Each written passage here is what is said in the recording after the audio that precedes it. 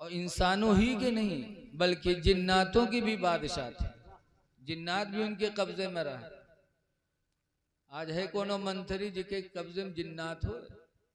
एक जिन्नात अगर पकड़ ली तो सारा मामला दरहम बरहम हो जाएगा। जिन जिस पर सवार हो जाता उसकी दुनिया बर्बाद हो जाती। देखा होगा आप लोगों ने। हाँ, अगर पीछा छोड़ा था तो कचौछा में, और कचौछा में जाकर छोड़ता है तो किसके वसीले से? हजरत मखदूम अशरफ जहांगीर समनानी रहमतुल्लाह अलैह के वसीले से। और वो भी कैसे थे? तारिकुस सल्तनत थे, बादशाह थे, लेकिन बादशाहत को ठोकर मारी थी मखदूम अशरफ अली रामा ने और फकीरी की जिंदगी बसर की। कचौछा आए तो अल्लाह ने वो मकाम दे दिया कि अजिन्ना भी उनसे पनाह मांगते। आज चले जाओ कचौछा, इतने लोगों की भीड़ मिलती है मर्दों औरतों की कि शायद आपको कहीं बारहा नहीं मिल सकती। तो सुलेमान अलैहिस्सलाम को अल्लाह ने इल्म के वसीले से बादशाहत भी दिया और माल भी दिया। इसलिए लोगों, ये इल्म की महफिल है। जलसे जुलूस में जाया करो, लेकिन बहुत से लोग हैं कहते हुआ काज जत्ता मौलवी बताइए वत्ता तो हम जानते हैं। एक किताब उर्दू पढ़ लीन तो सबसे काबिल बन गए। हुजूर सल्लल्लाहु अलैहि वसल्लम को अल्लाह ताला ने हमारी आपकी हिदायत के लिए भेजा था। हुजूर सिर्फ इसलिए नहीं आए थे कि हम उनका जुलूस निकालें, उनकी महफिल सजाएं। जुलूस निकालना सवाब है, महफिल सजाना सवाब है, लेकिन हुजूर आए थे हमको तुमको बुराइयों से दूर करने के लिए। हम जलसा करा लें और बुराई से दूर न हो तो हमारा मकसद तो बेकार है। हुजूर इतने हसीन थे, इतने हसीन थे कि जब हुजूर ने मक्का छोड़ा, मदीना गए, तो मक्का के लोगों ने ऐलान कर दिया था कि जो उनको पकड़ के लाएगा 100 ऊंट इनाम दिया जाएगा। अल्लाह अल्लाह अल्लाह। तो एक बुरीदा असलमी थे, 70 लोगों को लिया और गए हुजूर के लिए गाड़ा बैठ गए। आज भी देहात में गाड़ा बैठा था कोई मारे होते तो बोलो गाड़ा समझते हैं ना हम लोग। 70 लोगों को लेकर बुरीदा असलमी मदीने से पहले गाड़ा बैठ गए। और मेरे नबी जब हिजरत करके वहां पहुंचे और बुरीदा असलमी की निगाह मेरे नबी के चेहरे पे पड़ी, तो हुजूर का चेहरा देखते ही बुरीदा ने पुकारा था, खुदा की कसम ये चेहरा किसी झूठे का चेहरा नहीं हो सकता, ये चेहरा किसी नबी रसूल ही का है। तो बुरीदा असलमी ने मेरे नबी का चेहरा देखा और इस्लाम को कबूल कर लिया था। बजाय पकड़ने के नबी के पकड़ में आ गया, गुलाम बन गए। 70 लोग भी ईमान ले आए। तब बुरीदा असलमी ने कहा था, अल्लाह के रसूल हम मदीना जा रहे हैं और हम आपको सोना लेके चलेंगे। सोना साना ना, हम आपको जुलूस की शक्ल में लेके चलेंगे। तो साफा था, साफा को नेजा पे टांगा और लहराते हुए जुलूस की शक्ल में बुरीदा असलमी ने नबी करीम को मदीने में दाखिल फरमाया। जुलूस निकालना बेहतर है, सवाब का काम है, लेकिन नबी जिस मकसद के लिए आए थे उस मकसद की तरफ हमें आपको तवज्जो करनी। अंबिया बहुत हसीन होते थे। आज लोग कहते हैं कि अंबिया भी इंसान, हम भी इंसान। हजरत यूसुफ अलैहिस्सलाम इतने हसीन थी, इतने हसीन थे कि मिस्र में सूखा पड़ा, 7 साल तक सूखा रहा। कोटा का गल्ला था खदाने का, बढ़ता रहा, 5 साल बटा, फिर गल्ला भी खत्म हो गया और 2 साल सूखे के बाकी थे। अब क्या करें? तो मिस्र वाले जब भूखे होते थे तो एक मैदान में जमा हो जाते और यूसुफ अलैहिस्सलाम तशरीफ़ ले जाते, वो मिस्र वाले यूसुफ अलैहिस्सलाम के चेहरे को देख लेते तो भूख भी ख़त्म हो जाती, प्यास भी ख़त्म हो जाती थी। 2 साल तक मिस्र के लोगों ने यूसुफ अलैहिस्सलाम का चेहरा देख के गुजारा। बताइए, अब आज जो कहा था कि उन्हीं इंसान हम वही इंसान, इनके चेहरा का देख के भूख खत्म होगी, बल्कि इतना मनहूस चेहरा की देख लो तो जो कुछ हो पेटे महो हजम हो जी सब। अंबिया बेमिसाल थे, हुजूर बड़े हसीनो जमील थे। इसीलिए अभी हजरत कारी तौसीफ साहब ने आला हजरत की एक नात पढ़ी थी, सुबह तैबा में हुई बढ़ता है बाड़ा नूर का। आप सबका ईमान ताज़ा हो गया था। तो जिस नबी के महफिल में हम आए हैं, उस नबी के आने का मकसद भी देखो। नबी करीम सल्लल्लाहु अलैहि वसल्लम मोजिज़ा बन के तशरीफ लाए। अंबिया भी मोजिज़ा बनकर आए। हुजूर से पहले हजरत ईसा अलैहिस्सलाम आए थे तो 3 काम करते थे। कुरान हकीम में कहते हैं, उबरीउल अकमहा वल अबरसा व उहयिल मौता बिइज़्निल्लाह, कि मैं अंधों को शिफा देता हूँ, कोढ़ियों को शिफा देता हूँ और मुर्दे को जिंदा करता हूँ। कुरान में है ईसा अलैहिस्सलाम 3 काम करते थे। मादरजात कोई अंधा होता, आँख पे हाथ फेर देते तो आँख की रोशनी आ जाती, कोढ़ी पे हाथ रख देते कोढ़ चला जाता, मुर्दे से कहते खड़ा हो जा तो मुर्दा जिंदा होके खड़ा हो जाता। तो उस जमाने में हजरत याहया अलैहिस्सलाम थे, उन्होंने खबर भिजवाई कि जाके ईसा पैगंबर से कह दो, इतने बड़े बड़े मोजिज़ात दिखाते हैं, तो आखिरी ज़माने में जो नबी आएंगे उनके मोजिज़े का आलम क्या होगा। ईसा अलैहिस्सलाम फरमाते हैं, वो तो इतने मोजिज़े वाले होंगे कि मेरा दिल चाहता है कि अल्लाह ताला मुझे उनकी उम्मत में पैदा फरमा देता। सरकार का मोजिज़ा, जब मक्का में हुजूर ने फरमाया मैं नबी हूँ, तो मक्का के लोगों ने कहा था आप नबी हैं? कहाँ? कहा ये आसमान पर जो चांद है क्या इसको 2 टुकड़े कर सकते हो? कहाँ? हुजूर ने इशारा फरमाया तो कुरान में है कि आधा चांद आसमान पे लगा रहा और आधा चांद मक्का की पहाड़ी बू कुबैस पे आके रुक गया, चांद 2 टुकड़े हो गया। कुरान में अल्लाह फरमाता इक़्तरबतिस साअतु वंशक़्क़ल क़मरो, क़यामत करीब है और चांद 2 टुकड़े हो गया। कुरान से शायद। इसीलिए एक और वाक़या सुनो तब बताते हैं।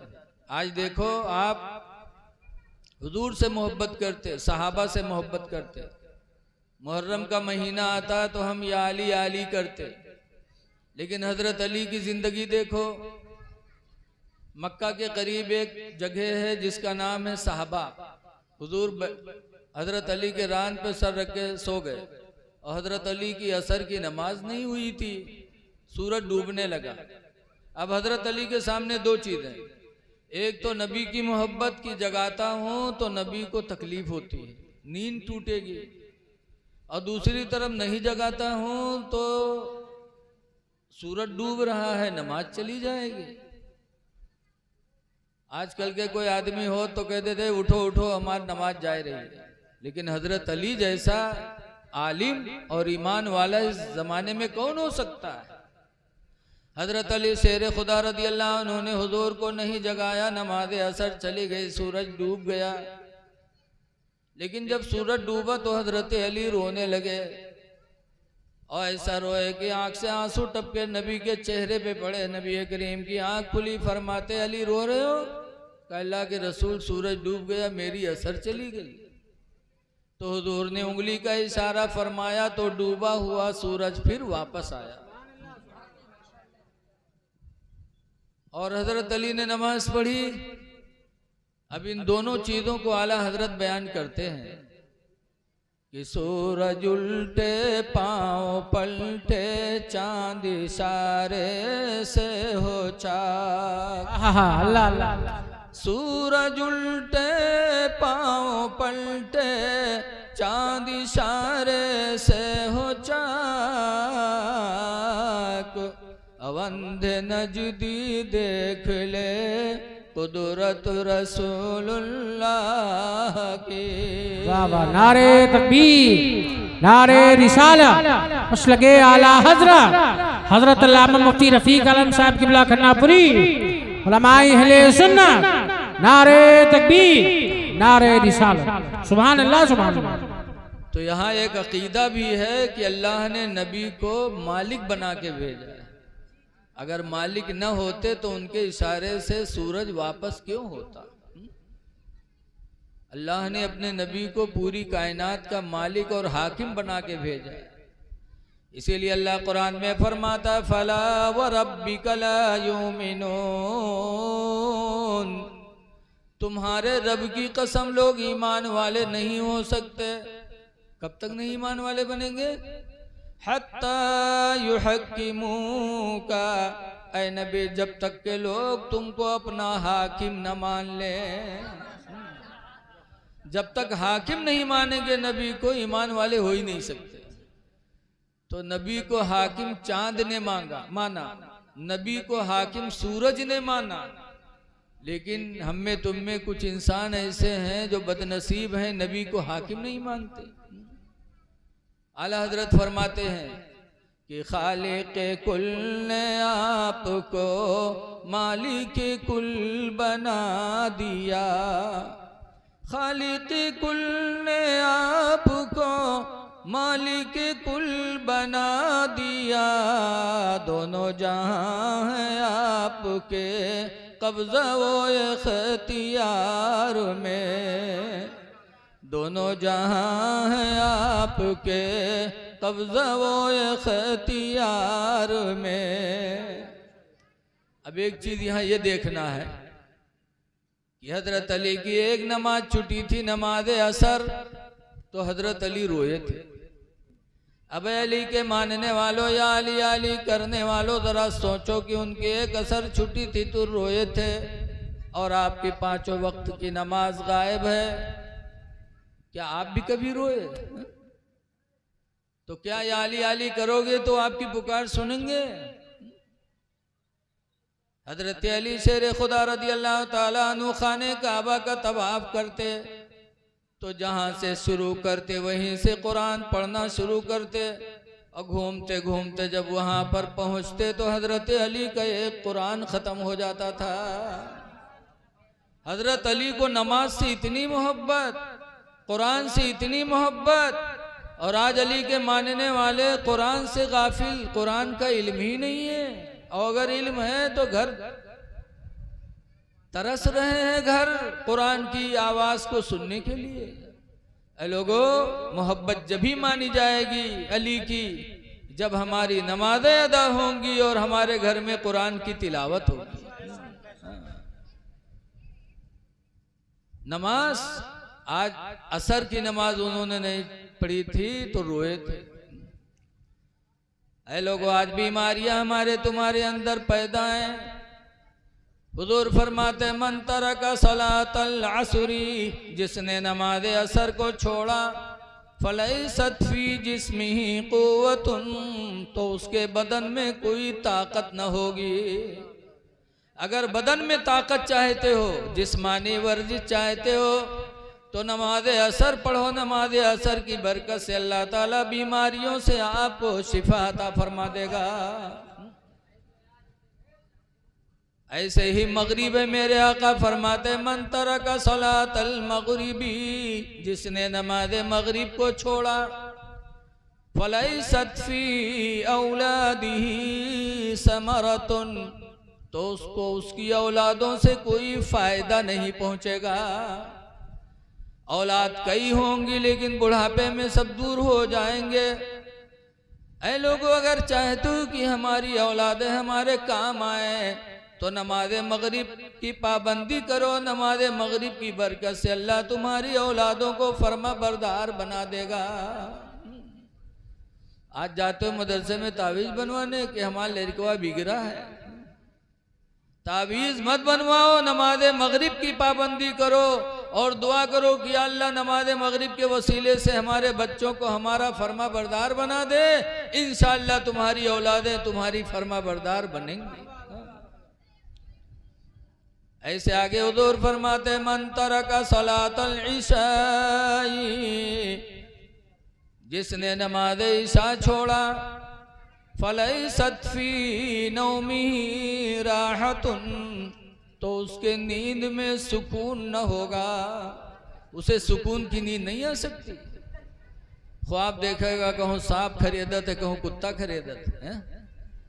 सुकून की नींद चाहते हो, नमाज ईशा पढ़ के सोओ तो सुकून की नींद भी मिलेगी और मिन जानिबे इलाही फरिश्ते उतरेंगे जो तुम्हारे जानो माल की हिफाजत का पहरा लगाएंगे।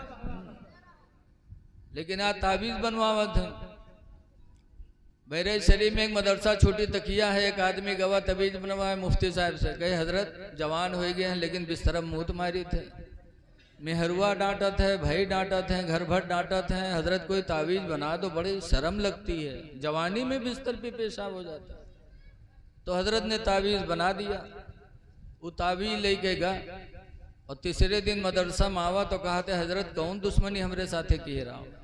कहीं काहे हो, कहा बात, कहीं जाओ, अब तक बिस्तर पेशाबे करीत रहा है और तुम्हारे तबीज लेके गए पहना, रात में सोयन तो पैखाना लाग, हम जाने खेतवम बैठे करी थे, हमारे धड़ से तो देखा बिस्तरे पड़ा है। तो पहले पेशाबे होत रहा, ऐसी तबीज बनायो कि पैखाना होगा। तावीज न बनवाओ बल्कि नमाज ईशा पढ़ो। अल्लाह नमाज ईशा की बरकत से तुम्हें सुकून की जिंदगी नसीब करेगा, सुकून की नींद देगा। आज चोरों से हम लोग चोरों की वजह से पहरा लगाते, जगह जगह अल्लाह के फला जगह चोर, फला जगह चोर। आज हम चोरों के लिए रात जागते हैं। लेकिन याद रखो, इसी रुए जमीन पर एक शहर है बसरा। बसरा में एक औरत थी जिसका नाम है राबिया। हमारी माँ बहनें भी सुने।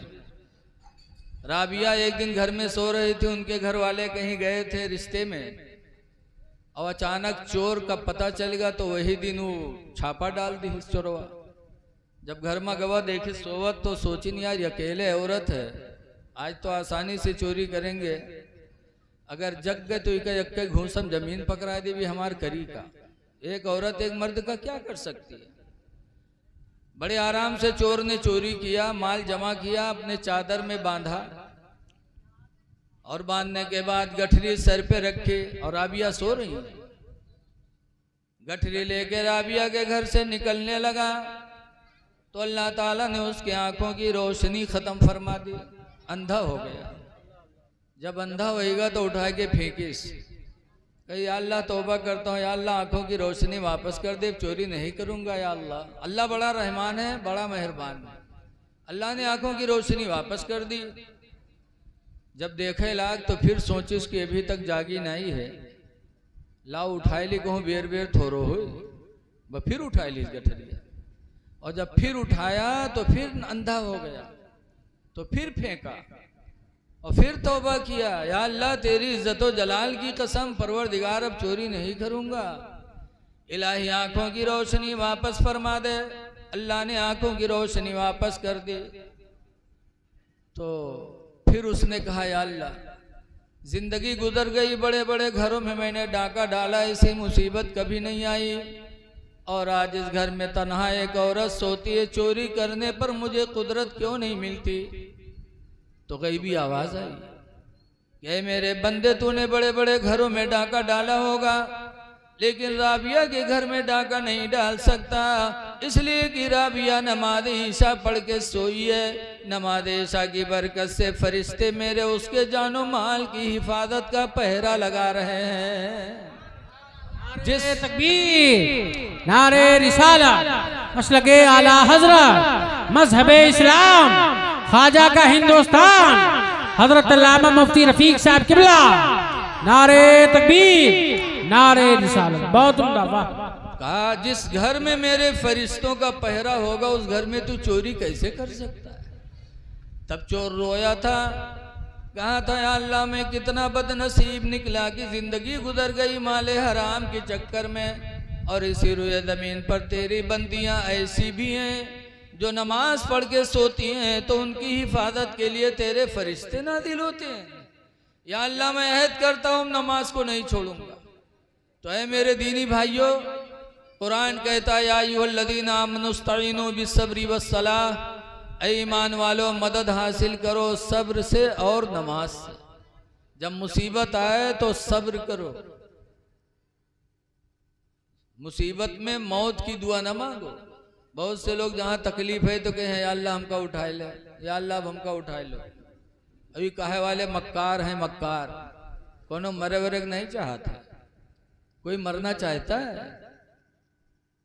अरे बोलो यार, कोई नहीं चाहता, हम भी नहीं चाहते। तो मुसीबत आए तो सब्र करो, मरने की दुआ न मांगो।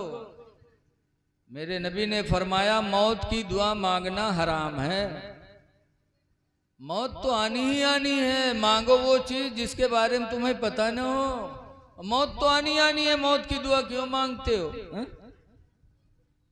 मौलाना अबू नूर बशीर ने अपनी किताब सच्ची हिकायत में लिखा है कि एक बुढ़िया रहा है वो के यक्कई लड़का, और यकलौता लड़का कितना प्यारा होता, वो बीमार हो गया।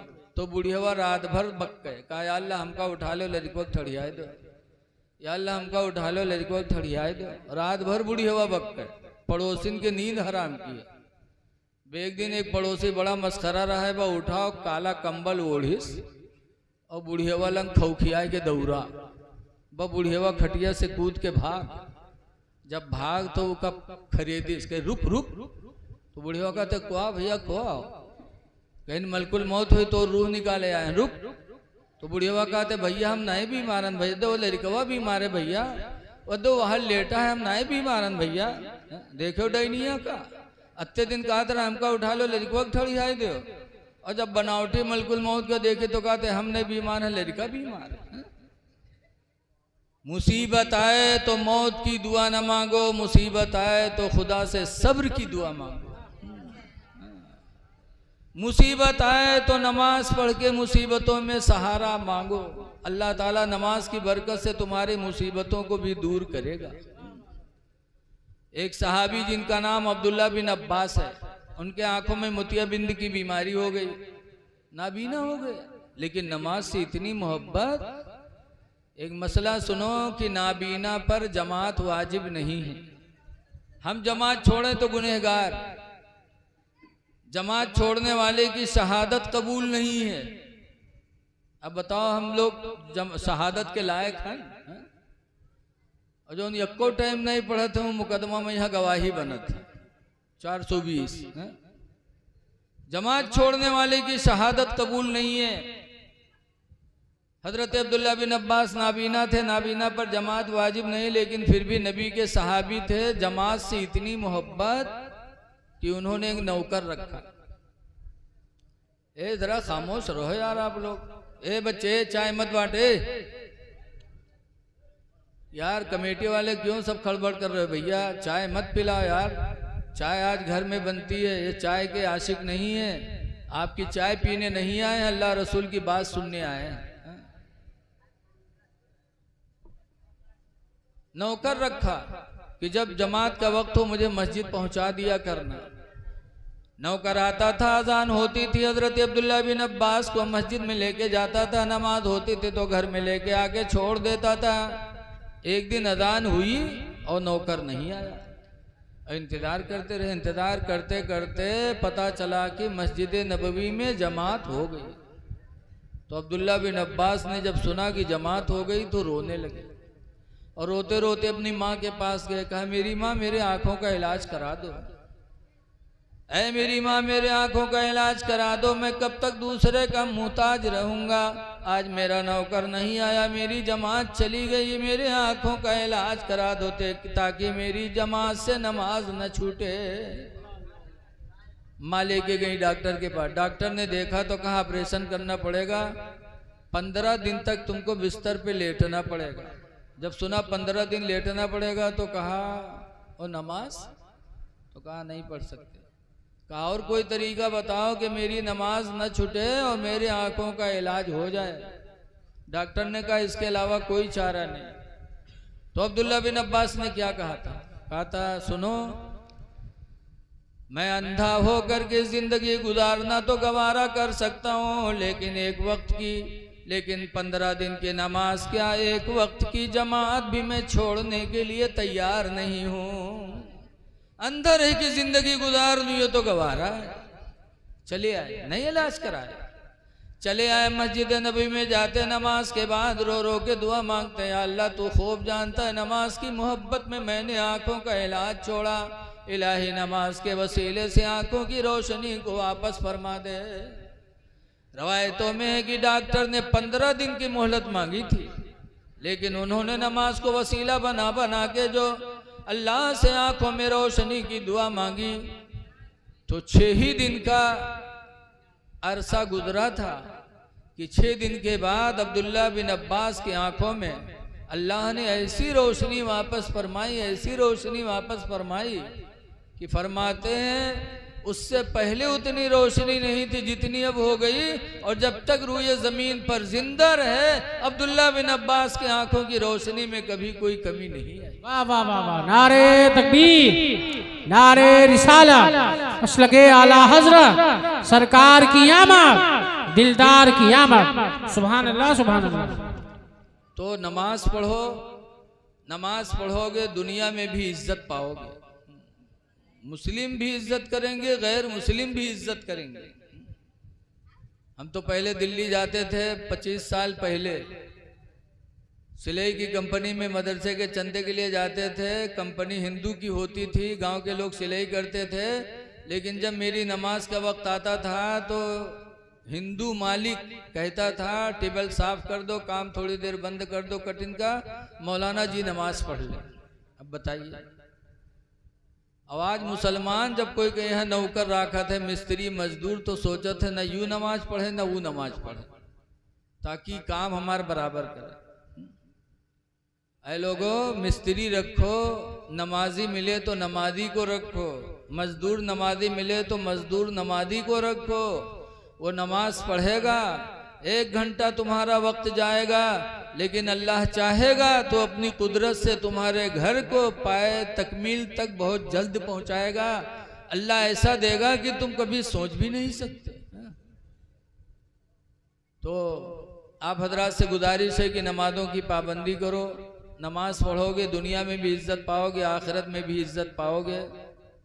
और एक बात सुनो, हुजूर सल्लल्लाहु अलैहि वसल्लम हमको आपको आए हैं इखलाक सिखाने के लिए। कैसा इखलाक सरकार का था? हुजूर फरमाते हैं कि ला तजतमियान फिल मोमिन, कि मोमिन के अंदर 2 चीजें जमा नहीं हो सकती। नंबर 1 पर फरमाया सोउल खुल्क, बद इखलाकी, और दूसरे नंबर पर फरमाया वल बुखलो, और बखीली। जो मोमिन होगा उसके अंदर बद इखलाकी नहीं होगी और उसके अंदर बखीली नहीं होगी। इसलिए अपने इखलाक को आम करो, अपने घर वालों को अपने इखलाक से खुश करो।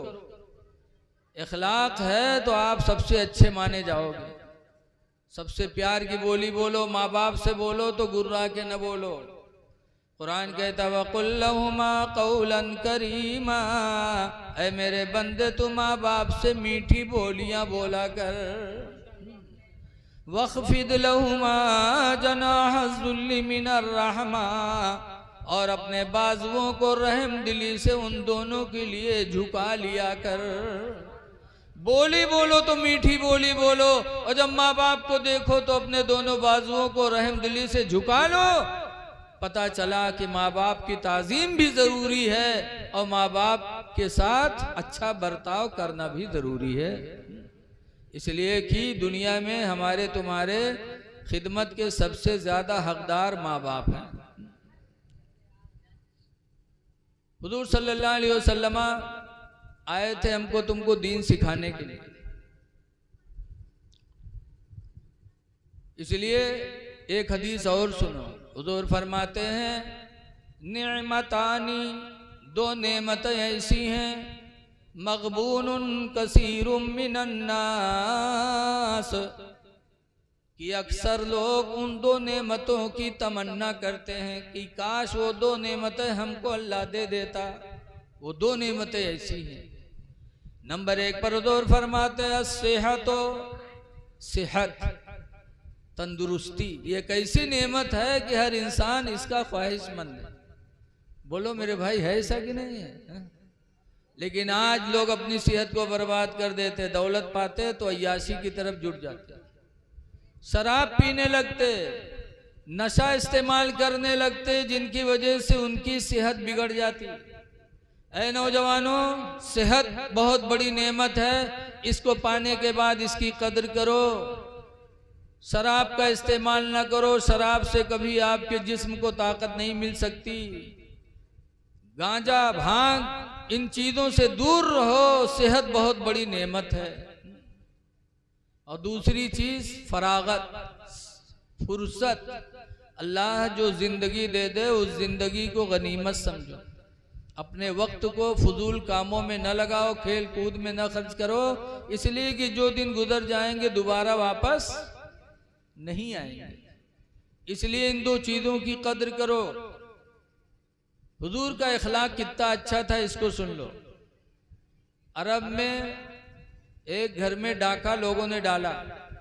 किसका घर था? हारिसा का। हारिसा के घर में डाकुओं ने डाका डाला तो कोई माल नहीं पाया, तो हारिसा के एक लड़के थे छोटे ज़ैद, तो उन्हीं को उठा ले गए और ले जाकर के गए मक्का की बाजार में बेच दिया। हजरत खदीजतुल कुबरा ने खरीद लिया, उनकी गुलामी में थे ज़ैद। फिर हजरत खदीजा का जब इनका निकाह हुजूर से हुआ तो खदीजा जब हुजूर के निकाह में आई तो अपने गुलाम ज़ैद को हुजूर के हवाले कर दिया। हुजूर की गुलामी में रहने लगे ज़ैद। अब उधर हारिसा अपने बेटे की तलाश में लग गए। जिसका बेटा गायब हो गया हो उसके माँ बाप पर क्या बीतती है माँ बाप जानते हैं। रो रहे थे घर वाले, तलाश कर रहे थे।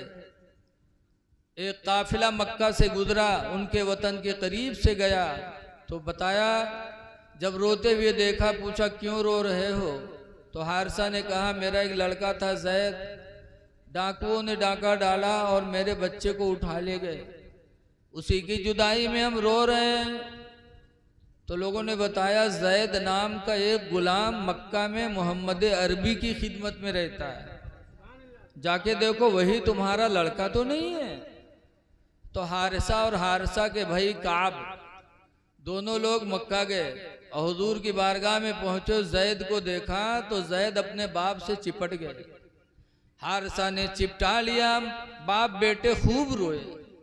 रोने के बाद जब सुकून मिला तब हारिसा कहते हैं, ऐ मोहम्मद अरबी सल्लल्लाहु अलैहि वसल्लम, ये मेरा बच्चा है। बचपन में चोर लोग इसको चोरी कर ले गए थे, एक जमाना गुजर गया, इसकी माँ रोती रोती कमजोर हो गई, घर भर लोग लागर हो गए हैं इसकी जुदाई में। आप जो इसकी कीमत हो कीमत ले लो, मेरे बेटे को मेरे हवाले कर दो। अल्लाह के रसूल फरमाते, हारिसा मुझे कोई कीमत की ज़रूरत नहीं है, तुम अपने बेटे को ले जाओ। जब कहा ले जाओ तो हारिसा ने कहा बेटा चलो। तो ज़ैद कहते हैं अब्बा मुझे नबी की गुलामी से न ले जाओ, मुझे नबी की गुलामी में रहने दो। तो काब जो चचा थे वो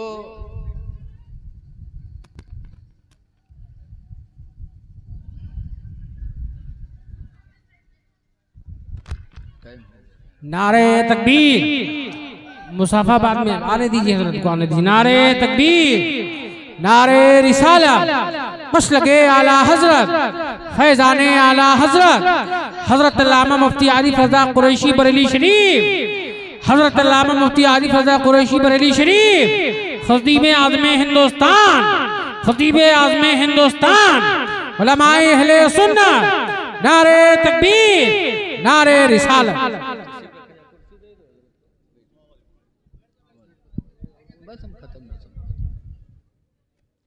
हजरात बैठ जाइए।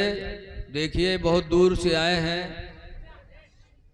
और माशाअल्लाह हमारी जमात के बहुत बड़े ख़तीब हैं और नाते नबी भी बहुत अच्छी आवाज़ में पढ़ते हैं। और इखलाक के ताल्लुक़ से मैं बयान कर रहा था, मिंबर पे बैठा हूँ, हकीकत में अल्लाह ने इनको इखलाक से भी माला माल किया।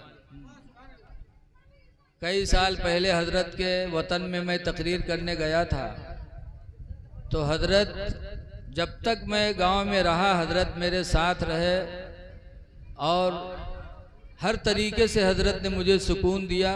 वो दिन मुझे आज भी याद हैं। तो आप इनकी तकरीर को सुने। मैं 5 मिनट के अंदर अपनी बात ख़त्म कर रहा हूँ। हजरत ज़ैद बिन हारिसा ने जब कहा कि अल्लाह के रसूल मुझे न भेजिए, तो काब जो ज़ैद के चचा थे कहने लगे, बेटा ज़ैद तुझको क्या हो गया कि तू गुलामी की जिंदगी को पसंद कर रहा है, आज़ादी की जिंदगी नहीं पसंद कर रहा है। तब ज़ैद ने कहा था, चाचा इस दर की गुलामी पे हजारों आज़ाद कुर्बान हो। इस दर की गुलामी सबको मैसर नहीं हो सकती।